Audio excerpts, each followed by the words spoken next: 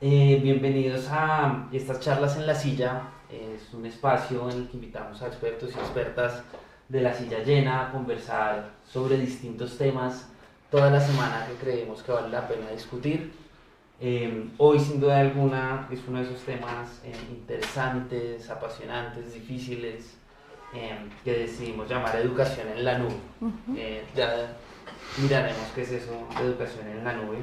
Y en el que invitamos también a nuestros super amigos o gente que ha decidido creer en nuestro proyecto compartiendo sus ideas en la silla llena, a sentarse acá en nuestras oficinas y compartir un buen momento y una discusión, dado que creemos que hay muy pocos espacios para eso. Creemos que cualquier tipo de discusión con argumentos, con ideas, vale la pena y aporta al periodismo en el que creemos. Estamos hoy con Sanjay Fernández, él es director de Sole Colombia. Sole, por sus siglas en inglés, es sistemas ambientes de aprendizaje autoorganizado. Bienvenido, Sanjay. Gracias, Edu. Y también estamos con Luz Adriana Osorio, ella es directora de Conéctate, es una organización, un instituto, un centro de innovación de la Universidad de los Andes de Innovación, que se dedica a explicarle o ayudar o acompañar a las distintas facultades y departamentos de la Universidad de los Andes a pensar cómo es que la tecnología está cambiando la forma en que aprendemos. Bienvenido. Muchas gracias, Eduardo. Mientras se conecta un poco la gente, quiero aprovechar para invitarlos a donar a nuestra campaña de Super Amigos. Es una campaña que hacemos una vez al año y de la cual aprendemos muchísimo del periodismo en el que hacemos, no solamente porque nos muestra o no qué tanto la gente cree en lo que hacemos, sino porque es un compromiso con esas personas que nos donan para hacer un ejercicio transparente del periodismo y un ejercicio independiente. Si ustedes nos aportan esa independencia que nosotros buscamos en el día a día, en el cubrimiento, en poder hablar acá de los temas que queramos y que creamos importantes, es mucho más fácil. No es fácil, ya han visto noticias de muchos medios que despiden lamentablemente a colegas. Nosotros creemos que el periodismo debe ser un bien público y por eso nunca hemos puesto muros de pago, cosas de ese estilo, pero creemos que si ustedes creen en el valor de nuestra información, pueden apoyarnos de esa manera. Hay muchas formas de hacerlo, donando directamente ahí desde 50,000 pesos, lo pueden hacer de forma por cuotas, pueden comprar nuestra maleta si quieren llevarse como una cosa más. Mejor dicho, métanse en la página, ahí se las estamos poniendo abajo. Es lasillavacía.com/superamigos y dicho eso, arranquemos.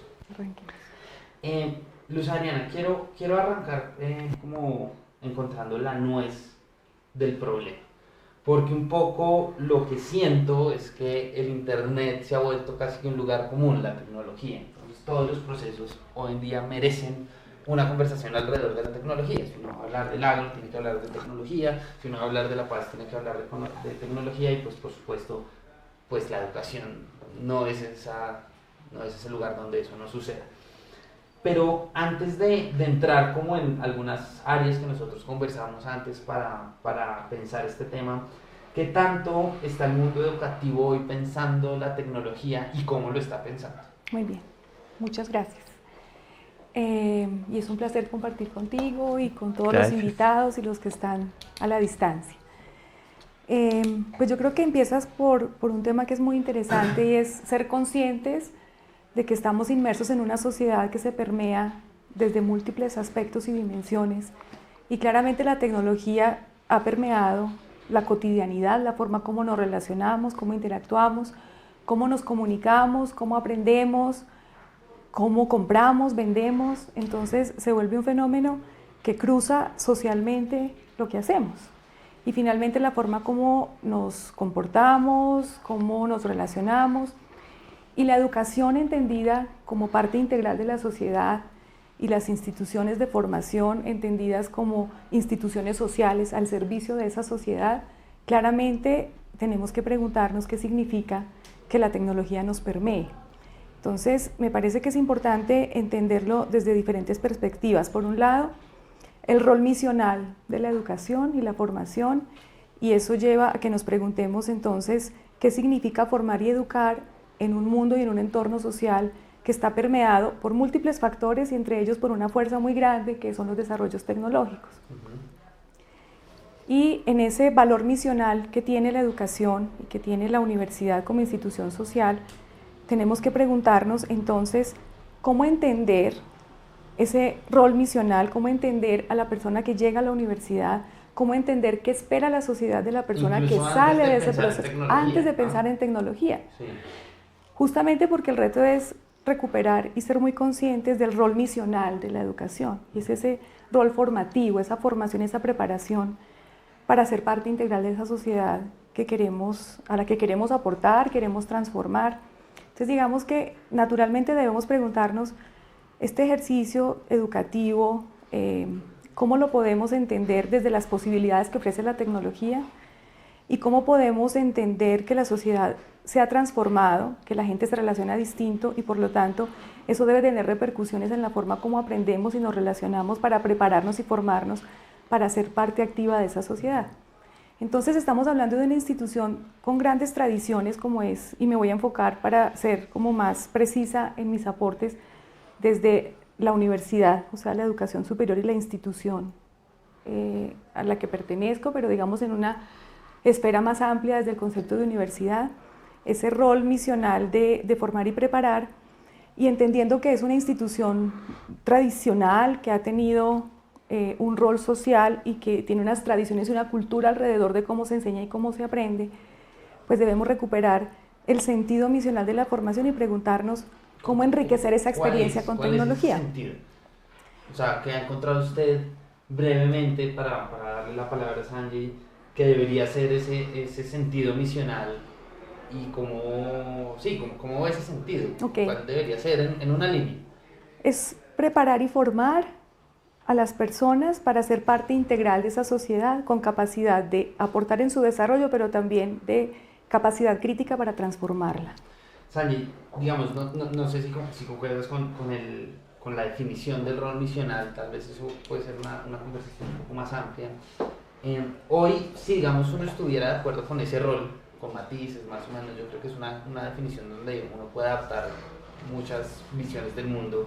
¿Cómo se está pensando la tecnología frente a ese rol, ese rol de la educación? Bueno, yo comenzaría por decir, o sea, la tecnología, hay muchas cosas que son tecnología, ¿no? O sea, este esfero es tecnología, el computador es tecnología, pero la luz también es tecnología, mis zapatos son tecnología, y yo creo que nuestro drama alrededor del tema de las tecnologías siempre está como alrededor de la tecnología, las tecnologías digitales, ¿no? Y como que lo que estamos pensando que son grandes cambios en el mundo tienen que ver con las tecnologías digitales. Yo creo que el mundo está cambiando por muchas cosas que no son solo las tecnologías digitales, y el foco y la preocupación del mundo está alrededor de las tecnologías digitales. La razón por la cual hago esa aclaración es porque yo creo que la educación también es una tecnología. El origen de la educación era, ¿no? Hace 300 años los ingleses tenían el imperio más grande del planeta, y ellos se inventaron la educación que tenemos hoy como una herramienta, como si fuera el computador más grande del mundo. Y era, ¿qué le tengo que enseñar a gente que vive desde las Filipinas o Australia hasta el Caribe? ¿Qué es lo mínimo que necesito que ellos sepan para que todos podamos funcionar igual y mandar los mismos reportes? Entonces ellos dijeron, todo el mundo tiene que saber leer y escribir, y todo el mundo tiene que saber matemáticas, porque hay que llevar la contabilidad de los impuestos del imperio inglés.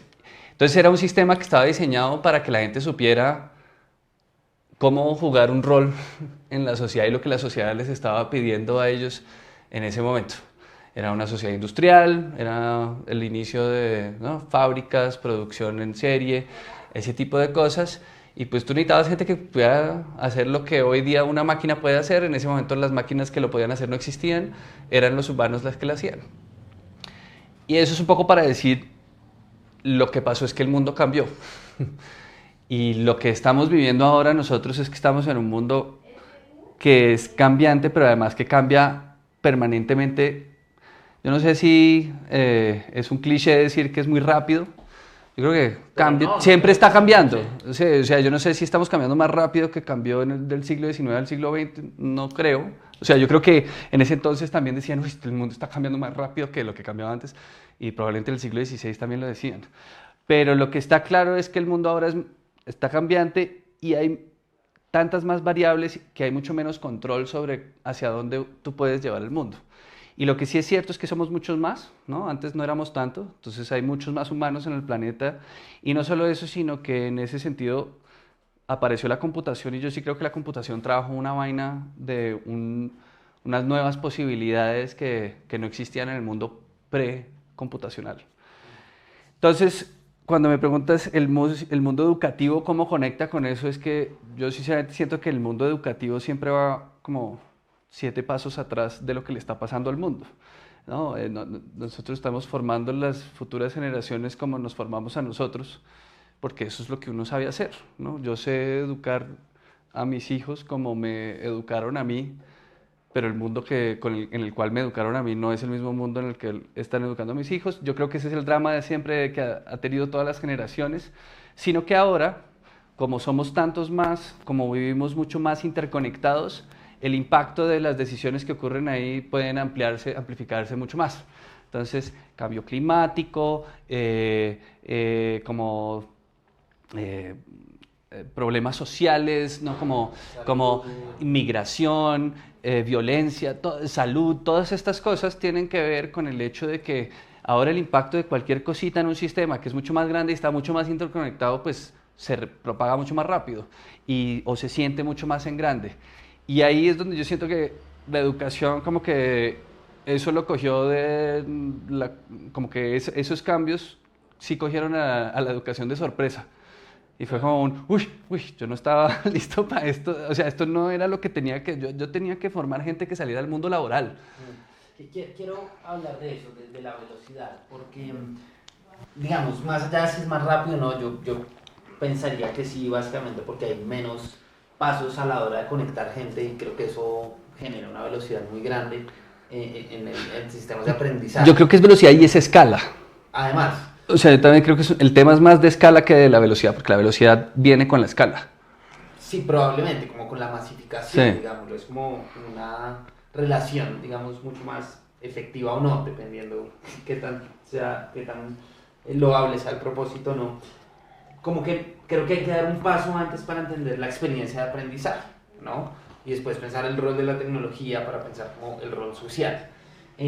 Hoy, digamos, yo estaría de acuerdo con los dos, que hay instituciones como muy tradicionales que se están enfrentando a un monstruo llamado tecnología, sea lo que sea, desde el esfero hasta, porque literal hay sociedades donde el esfero es una gran innovación. En Colombia, por ejemplo, en muchas sociedades no hay suficiente papel, no hay suficiente tinta y eso ya implica un cambio, digámoslo, en niveles educativos, hasta pues inteligencia artificial, diseños de computación para aprender. Uno, ¿cómo debería entender esa experiencia? Porque lo que siento es que hoy estamos encasillados en un currículo establecido y eso es toda una discusión, ¿no? Si debe haber un currículo único o no, frente a unas necesidades que son muy cambiantes dependiendo en el entorno. Estoy como caricaturizando un poco, obviamente hay gente que lo hace mejor o no, pero ¿cómo debería ser esa relación entre el entorno, para entender un poco experiencia de algún modo, las necesidades y el rol, digamos, de la tecnología en esa mediación? Okay. ¿No? Estoy totalmente de acuerdo con estas ideas de que este entorno cambiante, a veces muy vertiginoso, no necesariamente se adopta a las mismas velocidades en las instituciones educativas, porque hay tradición, pero también porque hay unos procesos que toman tiempo y hay que irlos asimilando, a veces con demasiada calma, y creo que ahí también quiero llamar la atención a que estamos viviendo una cantidad de demandas que muestran que las instituciones sí tienen que transformarse, que tienen que hacer una lectura distinta de ese entorno social y entender que el aprendizaje ocurre de múltiples formas, diversas, complementarias, y que hay cabida para esas distintas formas de aprender y de mediar y de formarnos. Yo creo que sí nos están llegando estudiantes distintos, como bien dices tú, claramente, y distintos a como nosotros aprendimos, y eso es un primer choque, porque digamos que las instituciones están pensadas y preparadas quizás para recibir personas más parecidas a las que recibían hace un tiempo o a como nosotros fuimos formados. Entonces creo que el primer reto es entender que sí están llegando personas que están viviendo realidades diferentes, que se están conectando con el mundo, que esto va a grandes velocidades, el saber qué está pasando al otro lado del planeta, la sensibilidad frente a problemas enormes que nos circundan, y eso tiene que ser permeado y tiene que ser estudiado, entendido, comprendido desde los entornos de aprendizaje. ¿Por qué no nos ayuda, Luz Adriana, como a entender un caso concreto dentro de la universidad? Porque es claro como que hay velocidad, no sé qué, pero siento que como replicar en como la paranoia un poco de la velocidad no se traduce, por ejemplo, en ejercicios que usted ha hecho. Usted, por ejemplo, en los últimos 5 años o 10, no sé, ¿qué cambio en ese sentido ha logrado identificar? ¿Qué procesos han mejorado como para aterrizar esto aún mejor? Las universidades y las instituciones, pues tiene un proceso, ya he mencionado esto, pero yo creo que se están haciendo cosas muy interesantes en ese sentido. Una es, por ejemplo, las trayectorias y rutas de formación. Antes, formar a un profesional se veía como una ruta definida, entra, pasa por un proceso, sale, y yo creo que ya estamos entendiendo que llegan personas, pero las trayectorias pueden ser múltiples, y que mientras más conocemos a la persona que llega, más deberíamos exponerla a que pueda tomar decisiones en ese proceso de formación y que las salidas pueden ser muy diversas. Entonces, por ejemplo, algo que está pasando en la universidad... Eso es que puede escoger como sus ya no va por carrera, no va por sino una por cosa absolutamente delimitada, eso se llama flexibilidad curricular, que es algo en lo que la universidad viene trabajando desde hace un tiempo, y sé que muchas universidades, justamente para que tú puedas tomar decisiones y decir, como tú me decías hace un rato, yo soy economista, pero decidí también estudiar arte y también estoy ahora trabajando en temas de educación, o hace un tiempo. Entonces, que ese ser integral tenga espacio en esa diversidad y que pueda tomar decisiones, nos reta un montón, porque primero los programas y las carreras deben poder dejarse permear, y que el profesor que habitualmente recibía estudiantes de economía que piensan y que queremos que piensen como economistas, ahora llega a su clase un estudiante de arte, un médico, y están todos juntos allí en una misma aula, y lo que no debe pasar es que los tratemos como si fueran un solo estudiante. Reconocer esa diversidad que llega al aula, diversidad cultural, económica, política, cognitiva, de proyectos de vida. Entonces la flexibilidad curricular es fundamental, y yo creo que de eso se está haciendo bastante. Y el poder combinar, y ahora surgen programas disciplinarios muy interesantes como biomédica, estamos mezclando bioingeniería, carreras que tiene todo el sentido que confluyan, porque los problemas son muy complejos y debemos entrar en diálogo, y eso cómo se vive desde un programa y desde una institución educativa. Sí. Yo ahí es creo todo que un reto. podría aportar mucho desde las preguntas, que creo que es como el hilo conductor del problema que Luz Adriana acaba de identificar. O sea, qué preguntas nos queremos resolver y cómo las vamos a empaquetar en algo llamado carrera, Okay. en algo llamado título profesional. Sanjay, no sé si desde Sole nos puedes contar un poco cómo es que se está pensando este tema de las preguntas. Insisto, todo esto es para preparar terreno para antes de meter el computador y Exacto. con todo este cuento, porque creo que es súper necesario. Entonces, a ver, yo creo que antes de explicar qué eso le voy a decir, yo creo que todo el mundo está aprendiendo todo el tiempo. No es como que uno aprende cuando va al colegio, uno todo el tiempo está aprendiendo. El tema es reconocer cómo esos procesos de aprendizaje, uno, se vuelven conscientes y otro, se pueden medio sistematizar para que todo el mundo pueda tener una experiencia que le permita hacer lo que quiere hacer en su vida. Ser un profesional, o ser un emprendedor, o ser un amo de casa, lo que yo quiera ser, ¿cierto? Y digamos que el tema, yo creo que es el tema que hay detrás del mundo educativo, es que yo siento que se estructuró mucho y está muy estructurado, y está tan estructurado que es muy difícil desmontar esa estructura. Todos nos dijeron, usted tiene que ir al colegio, después tiene que ir al colegio, tiene que ir a la universidad, después tiene que hacer una maestría, como que ese fue la lógica con la cual pensábamos que nuestro sistema productivo iba a seguir funcionando, ¿no? Porque es que hay empresas, hay el sector privado que necesita trabajadores, que el sistema tiene que poder producir para que ustedes puedan hacer, y yo siento que en este momento eso ya no es tan claro. Ya no es tan claro que tú necesitas un diploma para poder hacer lo que quieres hacer en tu vida. Ya no está tan claro que los conocimientos que tú recibes son los que vas a necesitar en tu vida. Ya no está tan claro. Y lo que hoy he oído yo en todo no, ayer estuve en Colombia 4.6, todo el mundo habla de lo mismo, y es que necesitamos las habilidades para poder sobrevivir en el siglo XXI. Y uno es como, sí, eso es cierto, también necesitábamos las habilidades para sobrevivir en el siglo XX, solo que ahí las aprendíamos intuitivamente, solo que ahora se volvió súper claro que es muy difícil enseñar contenidos. Es fundamental enseñar habilidades. ¿Cuál es la diferencia? Que en vez de enseñar matemáticas, yo le enseño a la gente a cómo colaborar, cómo tener pensamiento crítico, cómo comunicarse, esas habilidades. Y entonces ahí es donde entra un poco lo que hago yo. Yo hago soles son ambientes de aprendizaje autoorganizado, es muy sencillo. Un sole es un espacio en donde tú tienes gente, menos computadores que gente con conexión a internet y grandes preguntas. Y las llamamos grandes preguntas porque son preguntas difíciles, enganchadoras, cosas que a la gente le interesa. Y la gente se autoorganiza para encontrar la respuesta usando internet. Y eso es muy sencillo, ¿no? Es entrar en Google y poner una pregunta y que le bota a Google y uno va leyendo de ahí.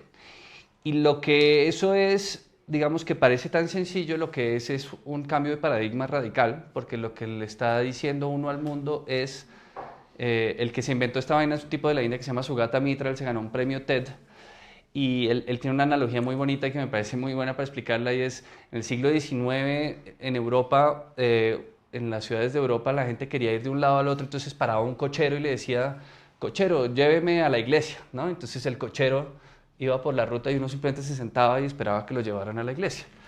Cuando apareció el motor de combustión, lo que pasó es que se inventaron los carros y uno ya podía montarse y uno mismo llevarse a donde uno quería ir.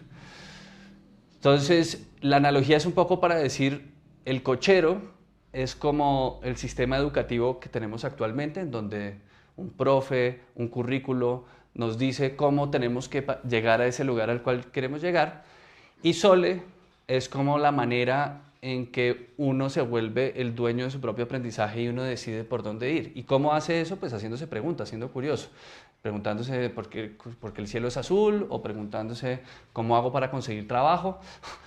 Las preguntas pueden ser de lo que sea, pero el punto está en que yo siento que el sistema educativo, por lo menos el que nos tocó a nosotros, como que nos coartó mucho la curiosidad, ¿no? Uno iba al colegio y era como, no vamos a hablar de ese tema, no pregunte. O nuestros papás era como, no sé, y no, como que uno también... No sé, no joda. No sé, y no joda, más o menos. Y digamos que yo sí creo que esa curiosidad innata la tenemos todos, la vamos perdiendo con la edad. Y en el mundo de hoy, en donde no está muy claro para dónde van las cosas, en donde no está muy claro cómo hacer, pero sí tenemos claro que hay unos problemas muy grandes que está difícil de resolver, pues lo que tiene sentido es volver a poderse hacer las preguntas y poder resolverlas juntos.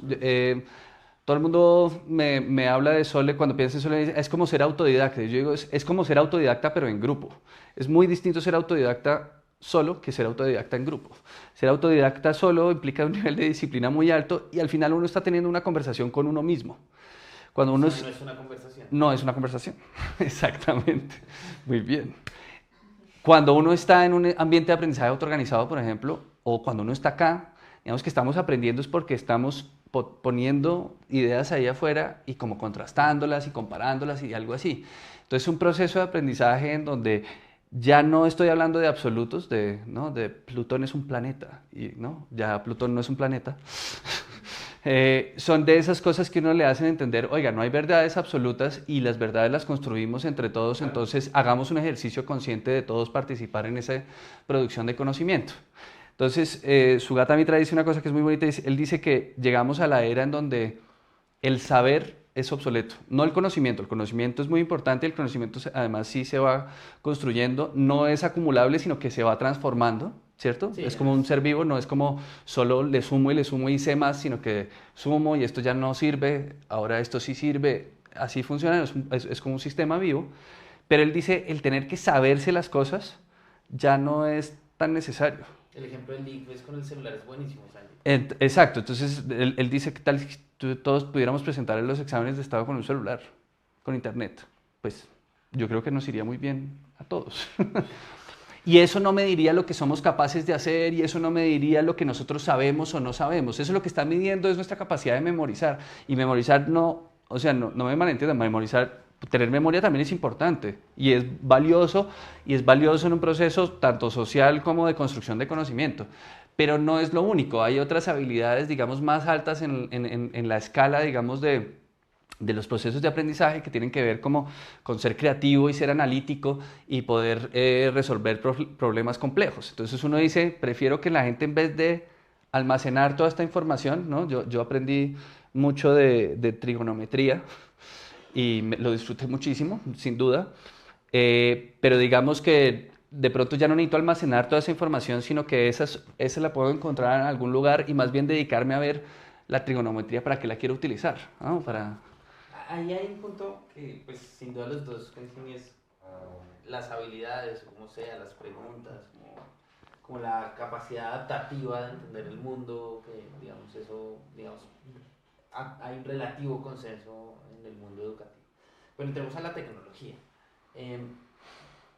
A mí todo este tema de la tecnología, insisto, y como lo decía en la introducción, me parece un lugar común, porque yo estoy de acuerdo con Sandy que la tecnología, pues desde el celular hoy en día en clase, que se ha vuelto más un problema para los profesores que necesariamente una herramienta, paradójicamente, hasta pues digamos cosas como muy complejas que no entendemos. Acá hemos hablado de inteligencia artificial o como de modelos como de almacenamiento de conocimiento mucho más complejos, bibliotecas virtuales, bases de datos, ¿no? Como, ¿qué retos concretos hoy vemos en términos tecnológicos para no quedarnos como en el lugar común de sí? Hay que pensarse en la tecnología, sino, no sé, hoy en los Andes donde usted trabaja, ¿qué retos hoy se enfrenta un profesor de su facultad de educación para decir, hombre, tengo que enseñar cómo involucro la tecnología y cómo esto va a transformar realmente? ¿Cómo se puede ver eso?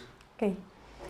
Yo creo que Sanji hizo una introducción que quiero aprovechar a lo que voy a decir, y es que efectivamente nos estamos preguntando desde las instituciones y desde la educación formal cómo ser conscientes de esta realidad. O sea, esto es una realidad, desconocerlo o decir que estamos en contra de esto no tendría ningún sentido, porque efectivamente la información está allí, tenemos acceso a ella. Y ese monopolio que tenían las universidades, que era el lugar al que uno iba, porque allí le iban a contar cosas que no están en ningún otro lado, pues hace rato se perdió. Lo que hay que tener en cuenta es que, siendo conscientes de eso, entonces, ¿a qué van los estudiantes a la universidad? ¿Qué es lo que vamos a construir allí?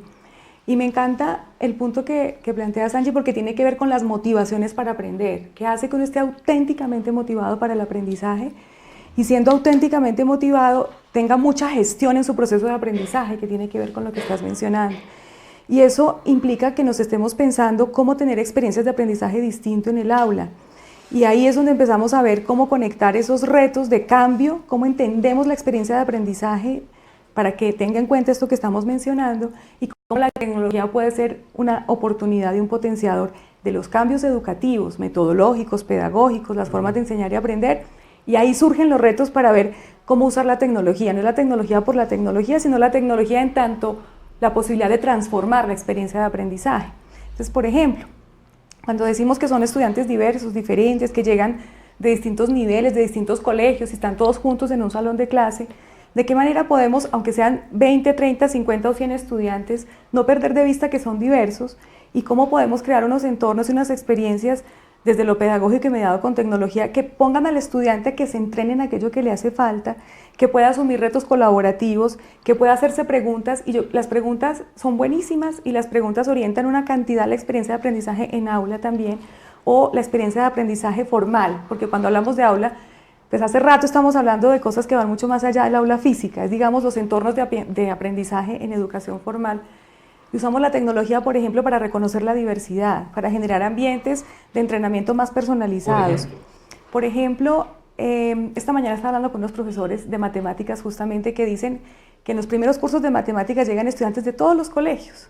Hay unos que están muy listos para pasar a cálculo diferencial, otros no, y están todos juntos en clase. Entonces estamos hablando de unos entornos que le permitan diagnosticar cómo llega el estudiante, que haya unas herramientas, unas pruebas, unos sistemas que permitan darnos cuenta cómo llega el estudiante, y a raíz de cómo llega, estos ambientes adaptativos puedan exponer al estudiante a ejercitarse, reforzar, aprender, a resolver con otros, pero sensibles a su realidad, a lo que sabe, a lo que no sabe, y entonces le da más información para que pueda tomar decisiones y estar más listo para nivelarse y poder estar llevando lo que está ocurriendo en clase, o reconocer que hay rutas distintas y velocidades distintas para formarse.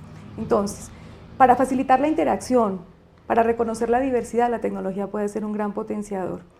Para generar ambientes de aprendizaje fuera del aula física que complementen lo que pasa adentro, que tengamos la posibilidad de conectarnos con otros. Estamos haciendo aulas globales donde estudiantes nuestros están compartiendo aulas con estudiantes, por ejemplo, del TEC de Monterrey, y tienen experiencias de intercambio cultural con profesores de distintos países y eso enriquece la experiencia de aula.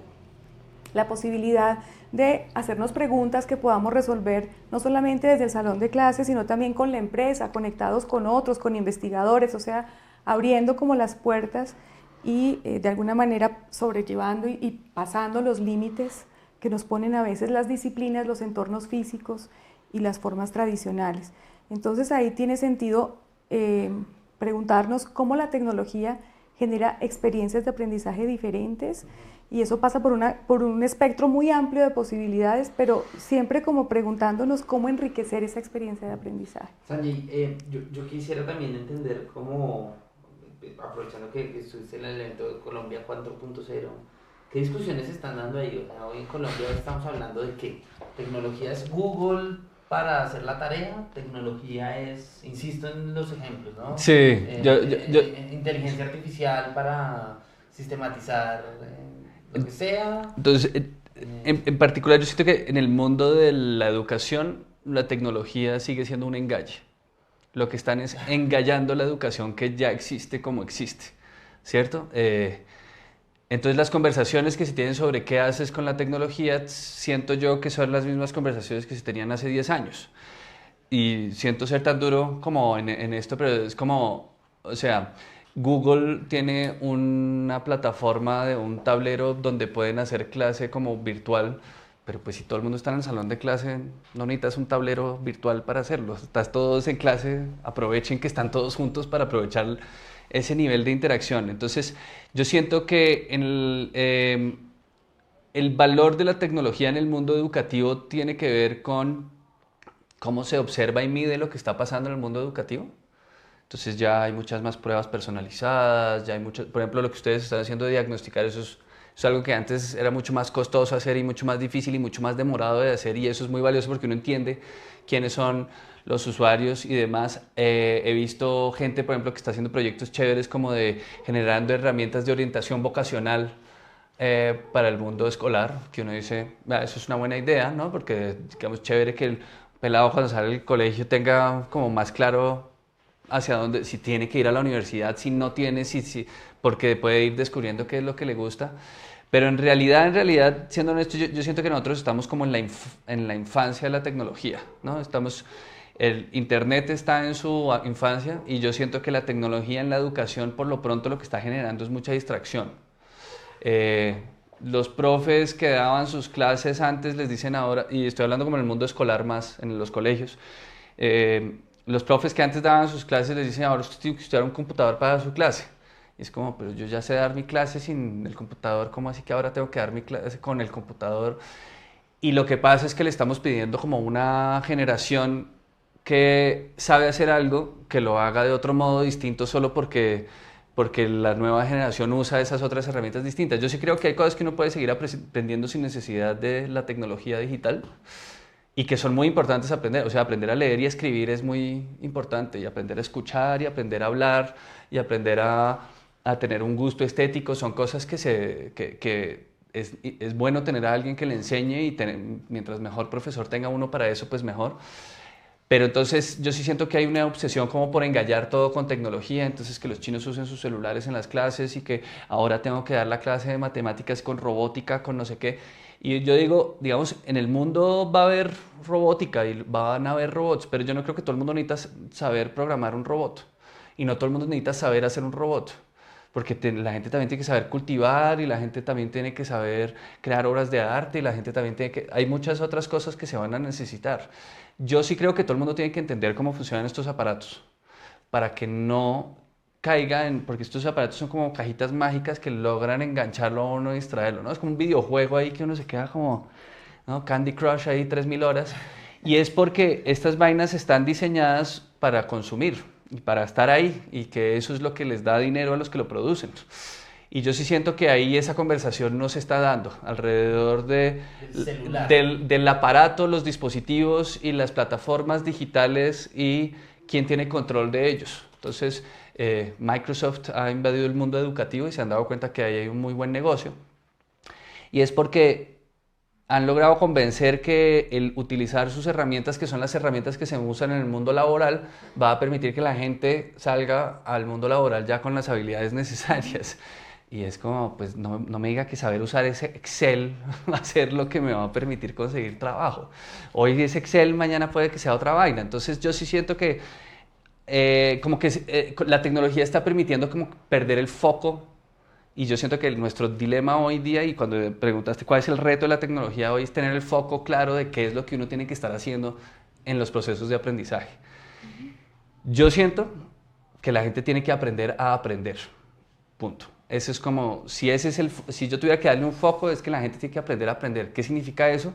Que como el mundo está cambiando permanentemente, el conocimiento está cambiando también permanentemente, uno tiene que saber adaptarse a esas transformaciones.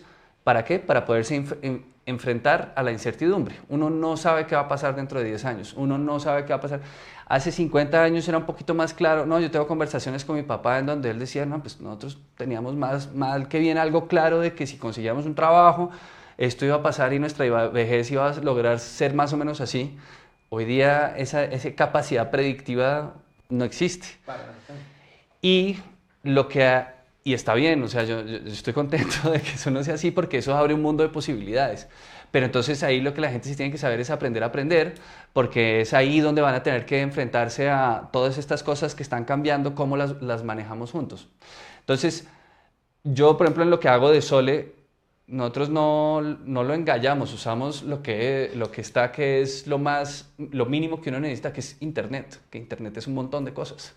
Pero la gente hace búsquedas en Internet y en Internet hay información, hay otra gente, Nosotros, creo que la pregunta que siempre nos hacemos es qué es lo mínimo que se necesita para detonar un proceso de aprendizaje y que funcione, ¿no? Que se detone ese proceso de aprendizaje y que se complete. Y ahí yo sí creo que las condiciones mínimas son las que permiten que la gente empiece a decidir ellos por dónde quieren llevar sus procesos de aprendizaje, qué es lo que quieren estar haciendo. Entonces, yo siento que estamos viviendo la infancia, ¿no? Nos falta como que haya una madurez tecnológica, una madurez de la sociedad en su relación con las tecnologías digitales, que nosotros somos los que la estamos haciendo, ¿no? O sea, nosotros todos al participar así estamos haciéndolo. Y a partir de que eventualmente esa madurez nos va a decir que no solo son las grandes empresas las que diseñan las herramientas digitales y las maneras de comunicarnos los que van a decir cómo nos comunicamos. ¿Sí me entienden? Instagram marca una manera de cómo nos hablamos tú y yo, si nos hablamos a través de Instagram. El poder tener decisión y poder participar de eso, yo creo que es algo que hay que abrir al mundo y que todo el mundo debe estar en posibilidad de hacer y no solo los de Instagram. Y yo creo que ahí es donde estamos en una infancia y la educación lo que le está pasando es que está como que cogiendo eso y un poco agobiada con ¿será que esto tengo que meterlo todo dentro del paquete que yo ofrezco? Y ahí es donde yo siento que la educación, la decisión más difícil que tiene que tomar es cómo hace para simplificar lo que está haciendo y acordarse y volver a coger foco de qué es lo que tiene que enfocar. Me llama mucho la atención y es como la necesidad de estar permanentemente actualizado. Y eso, digamos, implica muchas cosas que ya hemos hablado, pero también como una manera, así pura tecnológica de almacenar información y traducirla para que sea información consumible, no sirve ver la Matrix, pues sí. Eso existe hace un tiempo. Sí.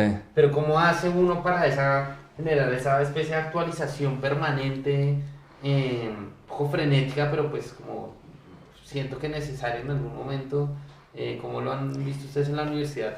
Pues claramente lo que uno ve es que tenemos unos cambios demográficos importantísimos frente a la población que llega a la universidad. Primero, pues están los jóvenes, que son los que están llegando para ese proceso de formación, pero justamente porque el aprendizaje debe darse a lo largo de la vida y cada vez lo sentimos más, y aprender a aprender, pues estamos viendo que nuestros egresados tienen muchos motivos por los cuales seguir pensando en la universidad, como aquel lugar en el que puedo seguirme formando con otros, con mis profesores, con compañeros, con el resto del mundo. Entonces hay un reto enorme de entender esta diversidad y de generar condiciones para llegar a esas personas que ya cuando son egresados están en contextos muy diversos, profesionales, familiares, laborales, distribuidos por el mundo. Y entonces, ¿cómo vamos a generar una oferta pensando en ellos, conscientes de esa diversidad y de esas dificultades, de la educación tradicional y cómo seguimos flexibilizando la oferta educativa. En la universidad estamos diseñando programas en modalidad blended y vamos a empezar también a diseñar maestrías virtuales, lo cual es muy interesante porque estamos cuidando mucho que la tecnología no sea un espejismo o que nos concentremos únicamente en decir que estamos usando tecnología, sino en entender los procesos educativos transformados.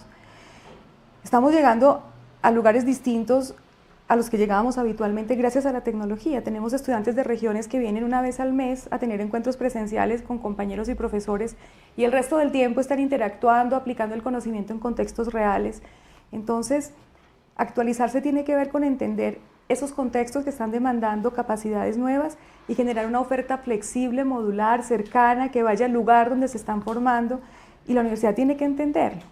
Ahí Sandy, ustedes han hecho, yo creo que un trabajo muy interesante desde Sole, y es entender que el ambiente justamente se genera de muchas formas. A mí este tema de la actualización permanente no lo había pensado tanto como en la vida, sino más en la producción del conocimiento. Creo que es un gran punto, ¿no? Como la educación no se acaba a los 20 y algo de años cuando uno se gradúa de abogado o lo que sea, sino como un proceso más vital. Pero, Sandy, pensándolo también como en acumulaciones de conocimiento, ¿no? Porque hay mucho conocimiento, tal vez nunca había habido tanto. La gente cada vez escribe más, es como, ¿no? Las nubes, sí. Por eso puse un poco este título, la nube, ¿no? Que es como no es una nube, son servidores gigantescos, sí. Desiertos, sí. Con mucha información. Y chupando alta electricidad. Y contribuyendo a la huella. Exacto. Pero bueno, esa es otra discusión. ¿Cómo ves ese reto de la actualización permanente y como frenesí de conocimiento? Ahí es donde yo soy amante de la internet. Yo no uso internet tanto, pero yo lo amo.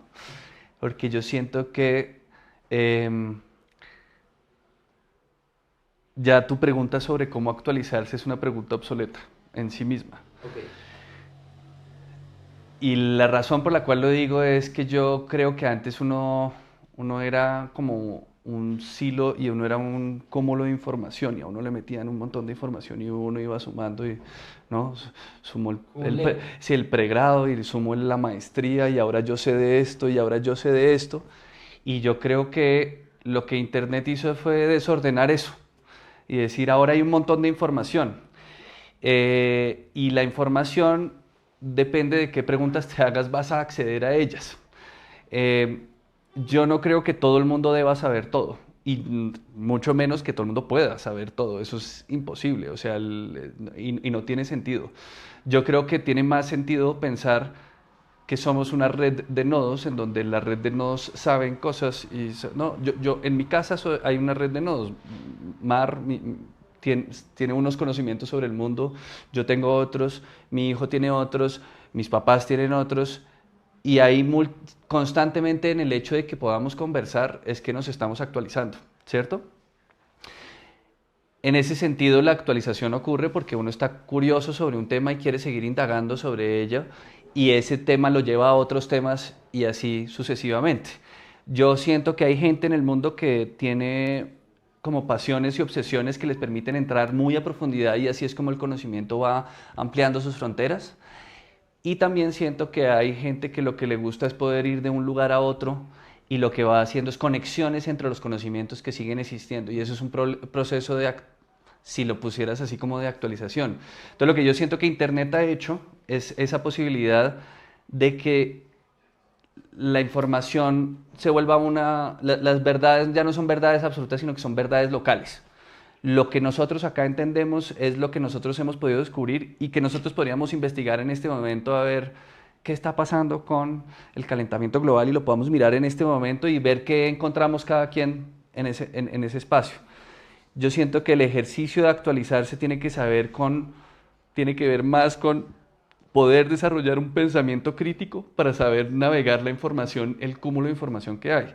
Hoy día están diciendo que uno de los grandes dramas de Internet es que está lleno de basura, ¿no? Como que hay un montón de bots y un montón de gente metiendo mucha basura, y por ejemplo en temas políticos o religiosos uno encuentra, ¿no? La gente que cree que el planeta es plano, ¿no?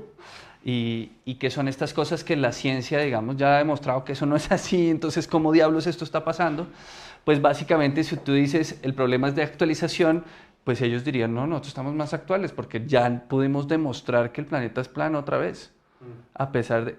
Entonces yo siento que ahí hay un drama de entender la construcción de conocimiento y en ese sentido yo creo que la actualización, lo que pasa, lo que ocurre como en un proceso de actualización es el proceso de realmente ampliar las redes de conversación que uno tiene. Sí, ahí como para ir cerrando esta charla, quisiera hablar como de la democracia, porque creo que han mencionado como muchas cosas interesantes en ese sentido, por ejemplo la basura digital, el acceso real al conocimiento del internet, sí. ¿no? O sea, hablar de, tal vez esta conversación no sea tan relevante en el contexto de aprendizaje, por ejemplo, de escolar, digamos, colegios nuestros. Tal vez ahí la pregunta es, ¿cómo hacemos para que vayan? O para que estén más de la jornada media, una jornada completa, pero en todo caso sí veo como una foto un poco más grande de actores muy fuertes, como por ejemplo Google o Facebook, como grandes centros de poder, grandes centros como de conocimiento, todas estas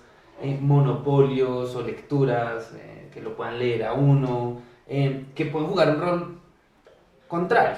Y para cerrar, como quisiera tratar de entender cómo esto también puede ser, en qué escenarios es una ventaja, en qué escenarios algo antidemocrático, ¿sí? Si uno dice, bueno, de ahora en adelante la educación en este país necesita un componente digital, sentido computador, pues probablemente Tajo saca más del 90% de unas instituciones que están pensando, bueno, debería haber techo, ¿no? Real. Para ir como concluyendo.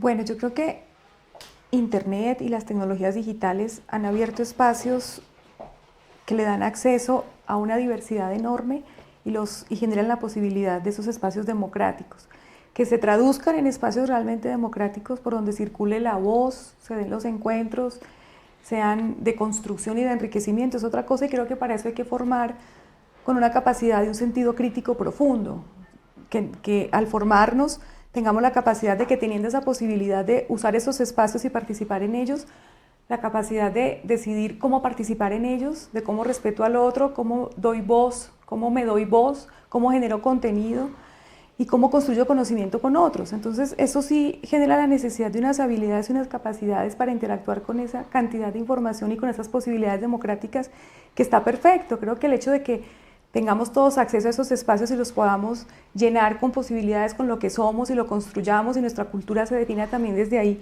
pones unos retos de frente a cómo usamos ese espacio. Efectivamente está en la infancia, es un espacio nuevo que estamos todos enloquecidos, lo podemos habitar, ya no necesitamos unas capacidades superiores para existir allí, pero estamos empezando a construir como ese nuevo mundo, que es una realidad como virtual, pero es muy real porque nos invade y transforma esta realidad física. ¿Cómo vamos a habitar ese espacio como un espacio democrático que respeta al otro, que reconoce la diferencia, que no es tan destructivo, que tenemos el cuidado y la ética para frenarnos y decir, esto lo puedo hacer pero no lo hago porque estoy aportando y construyendo sobre esta sociedad? Y ya vemos los efectos tan nefastos que puede tener un uso inadecuado de todo eso que está allí. Entonces la información está ahí, claramente sí, pero aquí estamos los humanos interactuando con todo eso y con la necesidad de ver cómo eso que vamos construyendo como un mundo paralelo es un mundo habitable, donde podemos ser personas íntegras, formadas en valores, aportándole a la sociedad, aprendiendo con otros, construyendo al lado de todo lo demás, como en este mundo físico, habitado por todo tipo de seres, donde hemos tenido que ir generando unos códigos, una ética, una capacidad, y eso debe estar en el proceso formativo. Pues yo creo que es una pregunta muy difícil, porque pienso que cada vez que veo más cómo hay el monopolio tecnológico, siento que se vuelve como el nuevo control, ¿no? La nueva manera de controlarnos a todos. Y entonces yo solo pienso, cuando veo esos procesos, yo no siento que haya como un gran mente mala que quiere controlarnos, No hay gran hermano. No, yo creo que el proceso es mucho más caótico. Es una gente diciendo, oiga, ¿qué tal esta idea? Está buena y no sé qué, y no se dan cuenta que... Y no tienen el control sobre que eso puede ser utilizado de otro modo, y entonces escogemos a Trump Bolsonaro ¿no? Y Brexit, y paro ahí. Pero yo sí creo que estamos en un momento de un alto riesgo en donde se abrió esta posibilidad de que todos tuviéramos voz, pero de repente alguien tiene el control sobre cuáles son las voces que se escuchan o no. Y es una decisión de un algoritmo, es una decisión de un programador o es una decisión de un directivo de una organización privada. Y a mí me parece también muy interesante como para sumar como el rol de los medios y así como que va a participar un minisegundo, no solo hacer eso, pero parece como que al final hay un problema como de buscar el interés a través de unos algoritmos, reglas que determinan por qué la gente se interesa. Entonces se vuelve como un círculo vicioso ahí de... Y yo sí creo que lo que hace es, básicamente lo que hace es distraer a la gente. Entonces en el ejercicio de la democracia, yo creo que para lo que está sirviendo las tecnologías y las redes sociales es para distraer. ¿Pero las redes sociales? Porque es distinto. Ambas. Porque digamos que un aparato de estos funciona, tú puedes estar en las redes sociales o también puedes estar distraído. Creo que la dinámica en redes sociales es muy distinta a lo que puede ser, yo qué sé, una base de datos gigantesca de conocimiento.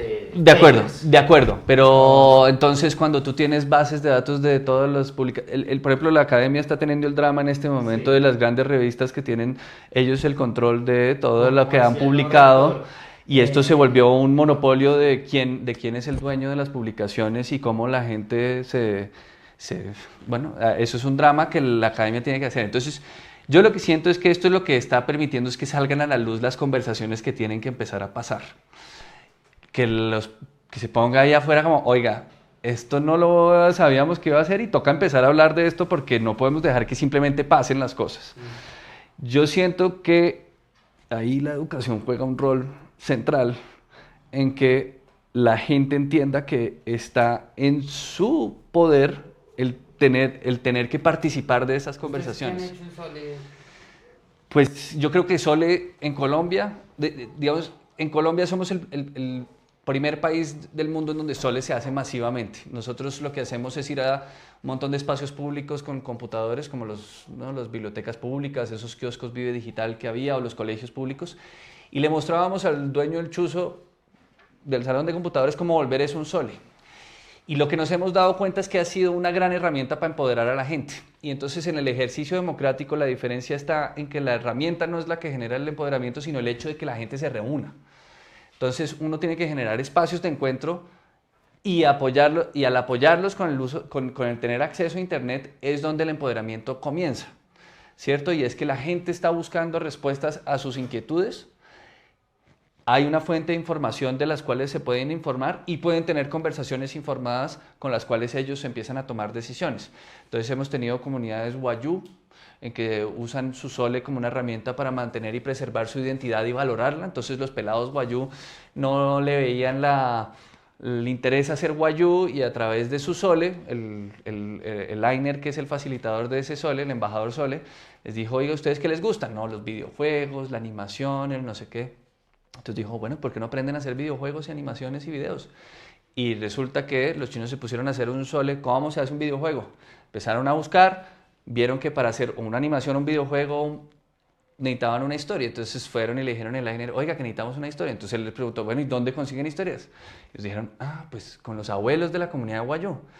Entonces, lo que se volvió es que de ese Sole emergió esa posibilidad de hacer preservación cultural. Ejemplos como esos tenemos gente que ha desarrollado competencias ciudadanas en sus profes que han logrado competencias ciudadanas en sus estudiantes. Hay comunidades que han logrado generar proyectos de emprendimiento. Hay comunidades que han logrado generar diálogos como reconciliación y paz.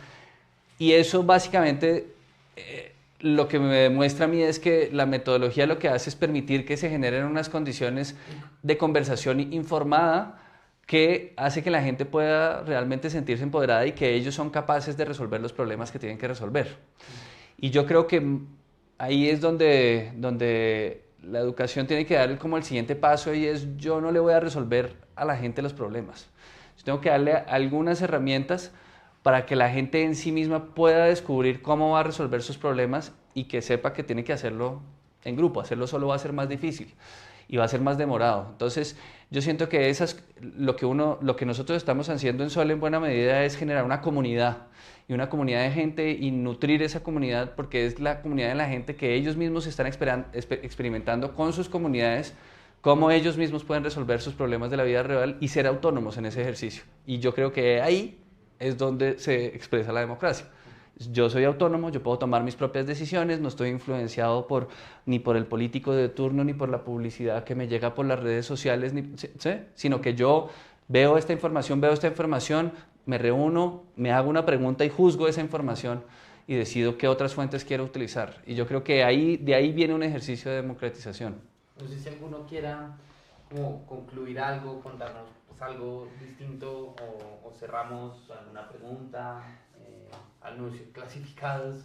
Yo quisiera decir, a ver, yo siento que en este momento esta conversación de la educación y la tecnología está de moda, pero está como atrapada en una trampa, en la trampa de cómo hacemos para educar en este mundo que está cambiante, cómo le metemos a inteligencia artificial a todo esto. Y es como, yo creo que toca volver a enfocarnos en cuáles son los problemas que necesitamos resolver. Nosotros quisiéramos, y aquí el clasificado es, nosotros creemos que buena parte de la solución a esto es que mucha gente pueda aprender de manera autoorganizada y pueda darse cuenta que no depende de poder entrar en un sistema educativo, ir a una universidad o algo así, el que pueda resolver sus problemas del día a día y aprender lo que quiere aprender y volverse un experto si quiere en lo que quiere hacer. En ese sentido, nosotros hemos escalado esta metodología y digamos que en los últimos 5 años hemos llegado como a 420.000 personas y lo hacíamos yendo presencialmente o entrenando a otra gente que iba presencialmente a mostrarle a la gente, y ahora queremos que la gente pueda hacerlo por sí misma como quiera, y para eso generamos una plataforma que se llama el Parque en la Nube, en donde la gente puede entrar a aprender a hacer Sole, pero también comunicarse con otra gente que hace Sole, tener conversaciones, interconectarse para como hacer un Sole acá y otro en México y otro en Estados Unidos a la vez, y que chicos o adultos de distintos lugares del mundo puedan estar hablando sobre los mismos problemas. Y mi invitación es a que todos los que nos están viendo y a todos ustedes, a que difundamos esa posibilidad de que todo el mundo pueda aprender a aprender, y que tener un método para hacerlo puede facilitarlo. Yo sé que todo el mundo tiene la capacidad de hacerlo, pero cuando a uno le dan un método, pues como que le acelera esa posibilidad. Yo creo que el mensaje con el que quisiera cerrar es decir que las universidades deben cambiar, que se necesitan transformaciones de fondo para estar conectados con este contexto, que la innovación es apremiante. Tenemos que leer esos contextos y seguir jugando ese rol misional, y eso implica que la transformación venga de adentro. O sea, no se trata de mañana hacer algo completamente distinto, no es viable, no es real. ¿Cómo llevamos a procesos transformadores, tanto de los profesores, los currículos, las experiencias de aprendizaje, y lo que invitamos a que pase con los estudiantes que llegan a las instituciones educativas? Y creo que justamente reconocer toda esta diversidad de formas de aprender debe ser lo que nos mueva. Qué maravilloso poder cruzar esas experiencias de estos equipos que construyen comunidad con lo que está pasando en la academia, donde hay expertos, donde está ese conocimiento acumulado, estructurado, de quienes pueden guiar a otros para que efectivamente puedan aprovechar muy bien su tiempo, pero sobre todo los puedan inspirar. Sí. Porque esto requiere procesos inspiradores. Y formar profesionales es una cosa que requiere estructura, que requiere ética, que requiere una cantidad de competencias interdisciplinares, y tenemos que estar trabajando en esos asuntos de distintas órbitas que tienen y orillas, que tienen que poder dialogar, reconocerse, respetarse y valorarse. Y creo que justamente hay que crear puentes y canales de comunicación entre esos escenarios de educación no formal con escenarios formales, porque es tan complejo esto que tenemos que abordarlo desde distintas perspectivas. Entonces es un llamado también a buscar la convergencia, no a que nos tratemos de decir que esto se resuelve desde un lado o desde otro, es reconocer que esta diversidad y este mundo tan complejo, que siempre lo ha sido, pero que somos muchos más, que estamos cruzados por muchas cosas, nos debe permitir vivir esa diferencia. Sí. Y sobre todo conectarnos, porque cuando salimos al mundo ahí nos encontramos todos con todos y estamos en el día a día pues viendo cómo aportar. Entonces Creo que en la esencia lo que quiero decir también es que desde la universidad cada vez más somos más conscientes de ese entorno, del rol misional de la universidad, de mirar al futuro, de preparar a la gente de hoy para incluso preguntas que no se ha hecho todavía. Claro. Porque el reto no es solo qué pregunta tengo hoy, sino cuáles serán las preguntas que dentro de 10 años tendremos que estar resolviendo y cómo aprender a preguntarnos haciendo las preguntas adecuadas. Eso está pasando en las universidades y debe ocurrir con mucha más fuerza porque el reto es transformarnos, cambiar, para poder seguir siendo pertinentes y poder aportar socialmente en ese rol misional. Bueno, pues Luz Ariana, muchas gracias. Yo voy a agregar una cosita más. Yo creo que lo que tú estás diciendo me hace pensar que digamos que lo que yo lo hago en el mundo de la educación formal y en el mundo también de la educación no formal.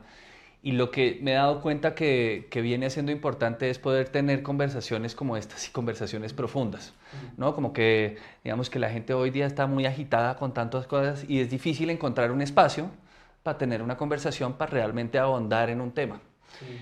Y yo creo que para eso, digamos, un poco, yo quiero hacer una invitación a que podamos seguir conversando así. Yo tengo un espacio específico próximamente en donde creo que sería muy chévere tener esta conversación, es que vamos a invitar a Sugata Mitra, el inventor de Sole, a una una videoconversación el próximo 11 de octubre a la 1 p.m. El que quiera conectarse con nosotros y con él, nos gustaría empezar a hablar sobre qué es esta manera de cómo generar una comunidad que conversa acerca de estas cosas que puedan ser como, que realmente podemos ahondar en el asunto. Y yo siento que lo que pasa es que cada uno está andando en el asunto con las preocupaciones que uno tiene, pero no hay tantos espacios en donde lo hacemos juntos. La gracia de Sole es que Sole lo que hace es decir, esto solo va a funcionar si están todos juntos.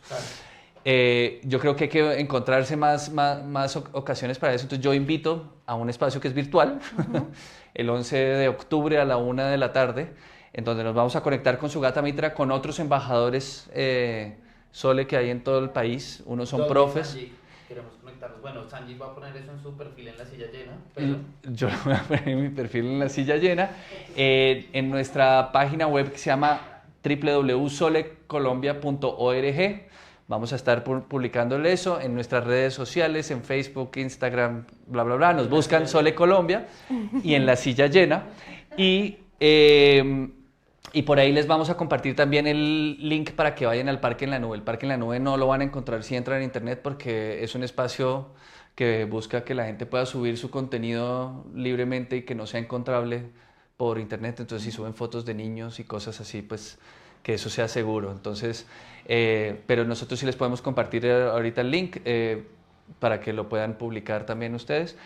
Y lo que siento que podemos hacer es que me pueden contactar a mí directamente o a través de Eduardo o a mi correo que es sanjay.fernandez, se escribe Sanjay, S-A-N-J-A-Y, como el nombrecito que está saliendo, .fernandez con s, @gmail.com. Y los incluimos en esa conversación o nos contactan a hola@solecolombia.org también para participar de esa conversación. Perdón no ser tan específico en el link que hay en este momento, pero esto está emergiendo. Hoy definimos que Sugata Mitra se iba a conectar con nosotros. No, y Sanji va a escribir un post ahí en La Silla Llena. En La Silla Llena para que todo el mundo sepa. Pues a los dos muchas gracias. Muchas gracias, Edu. Gracias por la invitación. Creo que se queda corta no por ustedes, sino por lo compleja y difícil que es. A las super amigas que vinieron hoy, muchas gracias. Y pues nada, si creen en estas conversaciones, en el rol de la silla vacía en la sociedad, en el rol de nuestra independencia y de tener un medio que los ayude a elegir, pues elijan unirse a nuestra campaña y elijan ser super amigos. Muchas gracias. Muchas gracias. Gracias, Ed.